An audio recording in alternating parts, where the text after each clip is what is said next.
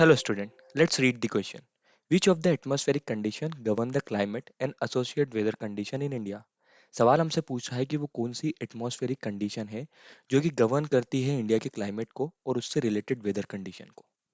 Point है पहला, pressure and surface wind, upper air circulation, western cyclonic disturbance and tropical cyclone.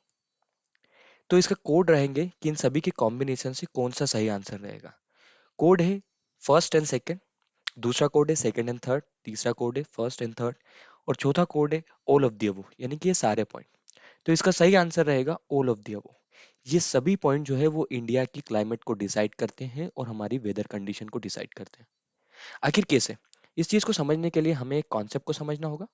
Concept simple है। अर्थ जो है वो अपनी एक्सेस से टिल्टेड है, ये उसकी एक्सेस है, वो 23 डिग्री एंड हाफ जो है वो टिल्टेड है। इस कारण जब अर्थ अपना रिवॉल्यूशन कंप्लीट करती है लगभग 365 दिन में, तो उस टाइम पे वो सन के सामने अलग अलग समय पे अलग अलग पोजीशन पे होती है। उसका रिजल्ट ये होता है कि जो सन की रेज रहती है वो कभी नदर्न हेमिस्फीयर में ज्यादा होती है, तो कभी सदर्न हेमिस्फीयर में ज्यादा होती है, तो कभी वो इक्वेटर पर होती है। अब एक डायग्राम से और समझते हैं हम। ये रही हमारी अर्थ, ये रहा हमारा इक्वेटर, ये रहा हमारा ट्रॉपिक ऑफ कैंसर, ये रहा हमारा ट्रॉपिक ऑफ कैप्रिकॉर्न। कभी सन जो की डायरेक्ट रेज यहाँ पर रहेगी, कभी सन की डायरेक्ट रेज यहाँ पर रहेगी और कभी सन की डायरेक्ट रेज यहाँ पर रहेगी। इस कारण होता क्या है कि सन की रेज जहां पर डायरेक्ट रहेगी वहां पर बहुत टेम्परेचर हाई रहेगा, और टेम्परेचर हाई होने के कारण क्या होगा, वहां पे लो प्रेशर होगा और बाकी की जगह पे हाई प्रेशर होगा। तो यही चीजें विंड के मूवमेंट को डिसाइड करती है, और विंड के मूवमेंट से टेम्परेचर, वहां का क्लाइमेट और वहां की वेदर कंडीशन डिसाइड होती है। चलिए अब हमारे सवाल पे हम जाते हैं, ये कॉन्सेप्ट समझने के बाद में कि आखिर ये पॉइंट किस तरीके से सही है। पहला पॉइंट है pressure and surface wind. Of course अगर सन का मूवमेंट अलग अलग डायरेक्शन में रहेगा तो प्रेशर एक बहुत बड़ा फैक्टर रहेगा, और प्रेशर से ही सरफेस विंड चलती है। तो पहला वाला पॉइंट सही है। दूसरा है अपर एयर सर्कुलेशन। आखिर अपर एयर सर्कुलेशन किसे कहते हैं?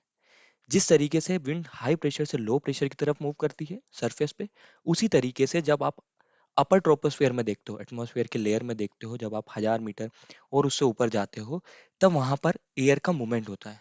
वहां पर फ्रिक्शन कम होता है, इस कारण एयर बहुत तेजी से चलती है। उसे हम एयर सर्कुलेशन कहते हैं, अपर एयर सर्कुलेशन। ये वाला पॉइंट भी सही रहेगा। तीसरा पॉइंट है western cyclonic disturbance and tropical cyclone. अब इसे हम एक डायग्राम से देखते हैं। वेस्टर्न डिस्टर्बेंस को किस तरीके से देखेंगे?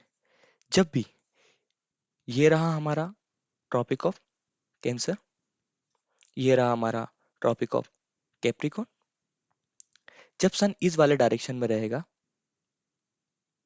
तो यहाँ पे इंडिया में लो प्रेशर क्रिएट होगा, क्योंकि यह इस समय हमारे पास ठंड का माहौल है। और इस वाले एरिया में हाई प्रेशर रहेगा। यहाँ से जो जेट जेट स्ट्रीम्स है वो क्या करती हैं कि इस एयर को नीचे की तरफ धकेलती है।